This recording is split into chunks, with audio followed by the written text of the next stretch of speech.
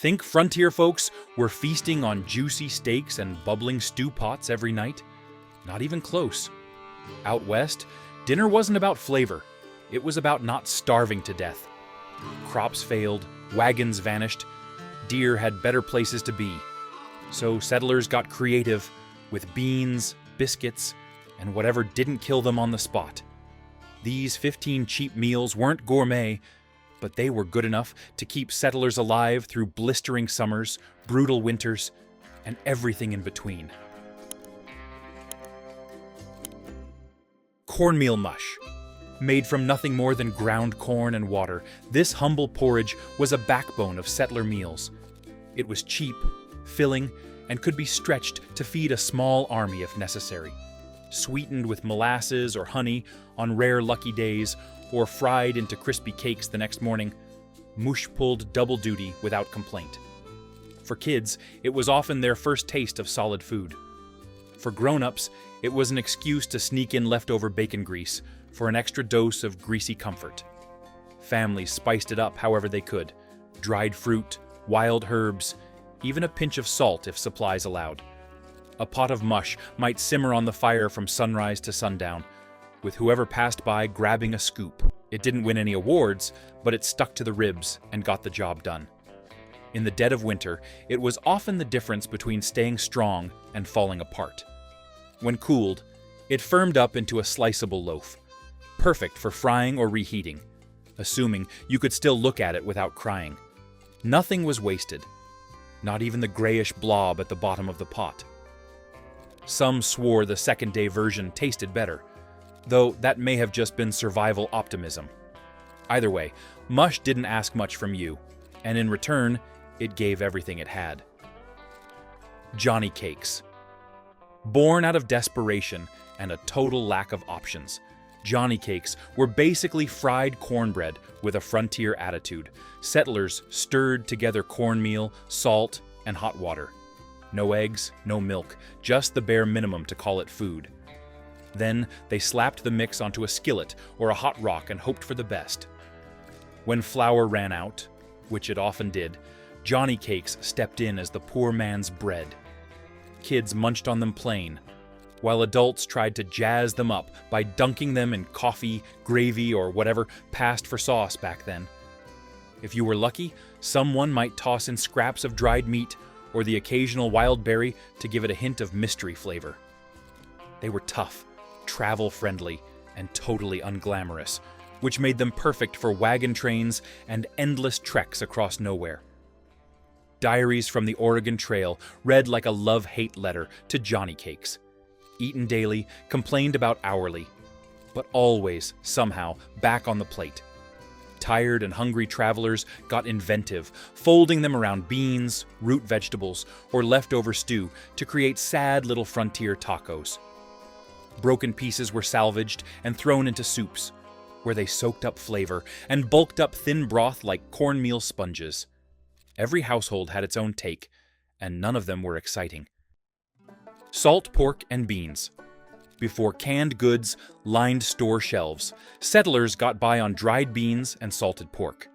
Two ingredients that didn't spoil easily and didn't complain when boiled to death.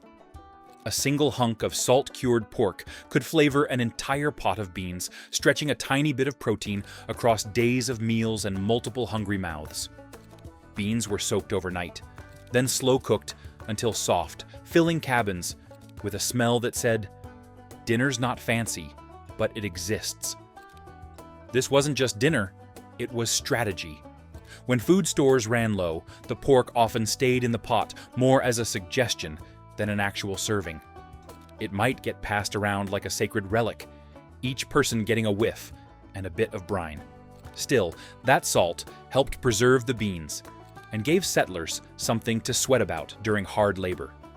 Many families planted their own beans in scrappy little garden plots, hoping the crop would last through winter. Others relied on trade, swapping whatever they could, eggs, soap, or handmade goods, for a bag of dried legumes. Some stirred in molasses or wild onions just to break the monotony. When times were good, beans were dried and strung like edible bunting across rafters, functional, festive, and slightly dusty. The hearth became a gathering place, not just for warmth, but for the hope that this pot of beans might actually taste different from yesterday's. Hardtack. Imagine biting into something so dense, so unyielding, that you questioned whether it was food or construction material. That was hardtack, a flour and water biscuit baked into near fossil form. Originally dished out to soldiers who didn't have the luxury of taste buds, settlers quickly embraced it, for one reason: it simply refused to die. Hardtack was less a meal and more a backup plan. It was dry, tough, and tasted like absolutely nothing. But when everything else ran out, it was there. Some folks soaked it in coffee, others buried it in soup, and the desperate ones hammered it into submission before boiling it into a sad, gummy porridge. No pantry was without a secret stash of the stuff, usually buried behind better options and only pulled out in true emergencies or long journeys when light, durable food was a must. It didn't mold, it didn't crumble, and probably didn't digest all that easily either. Some swore it could outlast the cabin, the wagon, and possibly the settler who made it. It was mocked often, loved rarely, but relied on heavily. Fried apples and potatoes. In the absence of meat, flavor came from what the land gave. Apples and potatoes were cheap, grew well in many climates, and stored easily through the winter. Settlers often fried the two together in a pan, creating a sweet and savory dish that filled bellies and required no fancy ingredients. Kids loved the sweet aroma. Parents loved that it used ingredients they already had. Potatoes were sometimes sprouting or soft by spring, but they were still edible, especially when cooked with apples to mask texture issues. This dish frequently appeared at breakfast or supper, sometimes topped with a spoonful of lard or leftover bacon fat. In fall, when apples were fresh and abundant, families preserved extra slices to dry for the colder months. Some added a pinch of cinnamon or nutmeg, when available, turning a simple fry-up into something almost festive. On chilly mornings, a warm pan of fried apples and potatoes could lift the spirits better than any sermon. Slapjacks. Whether you called them flapjacks, pancakes, or just the only soft thing we ate all week, slapjacks were a frontier favorite. Made from a humble batter of flour or cornmeal, water, and a pinch of salt, they came together fast and filled empty bellies even faster. If the stars aligned and eggs or milk were on hand, those got tossed in for a touch of frontier luxury. Slapjacks were quick, flexible, and didn't ask much. Perfect for chaotic mornings or busy harvest days. Leftovers got eaten cold or stuffed in pockets for lunch on the go. In most families, kids mixed the batter while adults wrangled livestock or chopped wood. The smell alone was enough to pull everyone out of bed. No alarm clock needed. Maple syrup was rare and precious, but molasses or apple syrup did the trick. On high holidays, or when someone had a birthday and everyone felt sentimental, dried fruit or crushed nuts made their way into the mix. When pans were scarce, settlers literally slapped the batter onto hot rocks, which gave the name slapjack, a bit more credibility than you might expect. They also doubled as celebration food. Barn-raised, baby-born, stack some slapjacks and call it breakfast dessert. In some regions, they layered them with stewed apples and called it cake, because on the frontier, optimism was seasoning.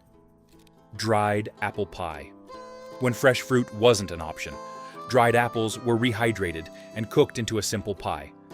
The crust was often tough from the use of lard or water instead of butter, but the filling brought comfort and a touch of sweetness to otherwise hard days. Dried apple slices were prized in settler kitchens, stored in cloth bags, and guarded from mice. Pies weren't just desserts, they were morale boosters. Travelers wrote home about the joy of finding someone who could make a good dried apple pie, especially when winters dragged on. In some recipes, vinegar or lemon balm added tartness to mimic fresh apples. These pies also served as gifts, brought to neighbors in times of loss or celebration. One slice could lift a heavy heart. Ash roasted vegetables. No stove, no problem.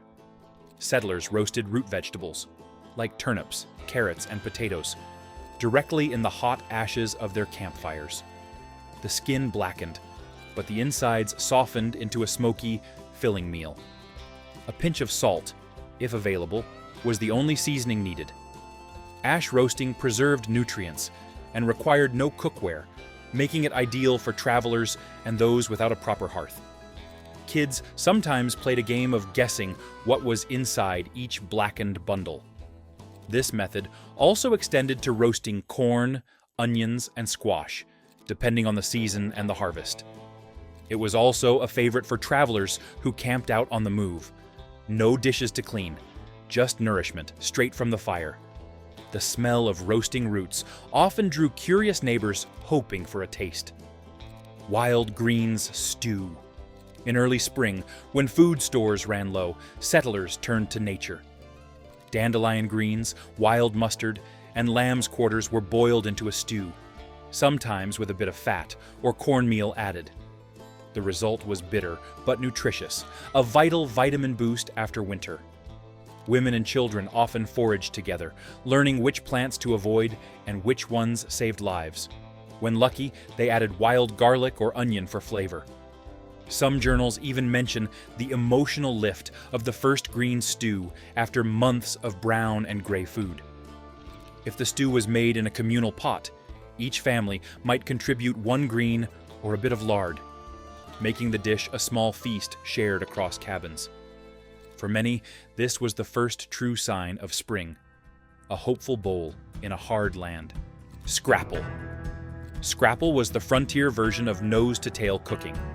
Leftover pork scraps were boiled down with cornmeal and spices into a loaf, then sliced and fried. Every part of the pig got used. Scrapple wasn't fancy, but it delivered calories and protein when settlers needed it most. Butchering days were community events, and scrapple was one of the first dishes made with the scraps. Cold slices were often eaten for breakfast, or tucked into a pan of hot grease for supper. Some variations included herbs or even chopped apples. Even without refrigeration, scrapple could last several days if kept cool or cooked thoroughly again. It was a dish of thrift and pride, often passed down in family recipes. It wasn't just food, it was tradition. Settlers often referred to it as pan rabbit, disguising its humble origins with a more appealing name. The frying process turned it crispy on the outside and soft within. When served with molasses or fried eggs, it became a rare indulgence. Scrapple was also a social food, commonly served when neighbors gathered to help with chores like barn raising or fence mending. Nothing went to waste, and scrapple embodied that ethos perfectly. Molasses bread. Made without yeast, and often without milk or eggs, molasses bread relied on baking soda to rise. The molasses added sweetness and nutrients. Settlers baked loaves in Dutch ovens, or even buried them in hot coals. Dense and dark, this bread was a treat during hard times. The rich flavor made it seem more indulgent than it really was. For many, molasses was one of the few luxury ingredients available, traded or bought by the gallon and carefully rationed. Leftover bread became stuffing, or was soaked in milk for a rudimentary pudding. When baked for holidays, cloves or ginger might be added if a family had spices to spare. Even the smell of molasses bread baking could raise spirits in the harshest times. It was sometimes paired with beans or spread with lard for a quick lunch. Some families even added grated root vegetables, like carrots, to stretch the batter. The crust was thick and often charred, but the inside remained soft and hearty. This bread filled stomachs and helped bridge the gap when supplies ran low. Hominy grits. Soaking dried corn in lye transformed it into hominy, which was then ground into grits. This Native American technique was adopted widely by settlers. Hominy grits were boiled into a porridge and eaten with fat, molasses, or gravy when possible. Families who lived near native communities often learned these methods firsthand. Grits provided not only energy but variety, a change in texture and taste from standard cornmeal. Cooked slowly over hours, they could be left on the stove all day, reheated again and again. Leftover grits were sometimes fried into patties and served with whatever scraps remained. Grits had another benefit. They helped release niacin from corn, a nutrient deficiency that caused pellagra in those who relied heavily on untreated maize.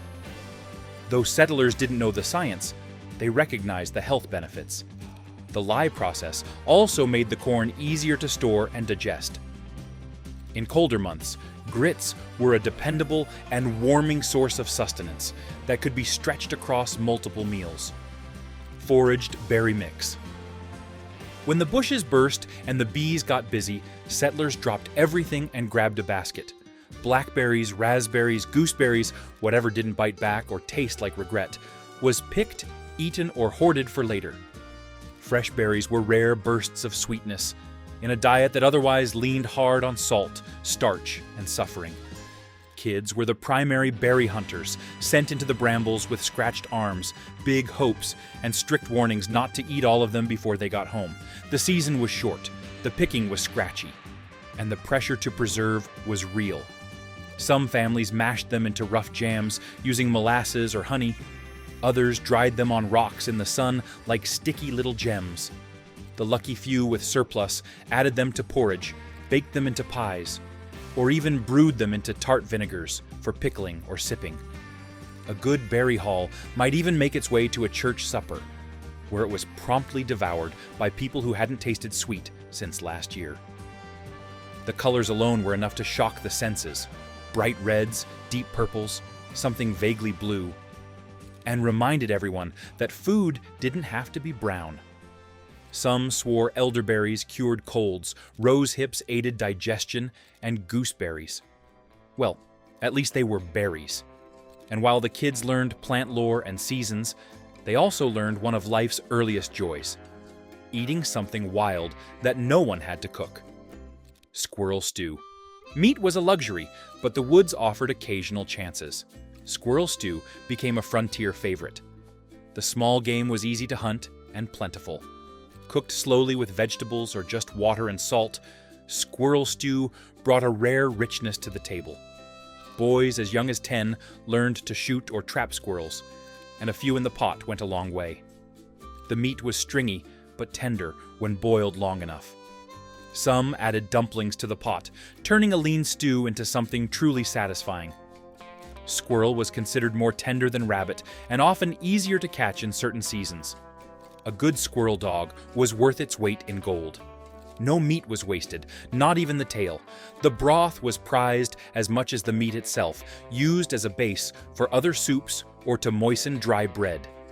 Hunters shared tips about the best time of day to find squirrels and how to prepare them without wasting the fat.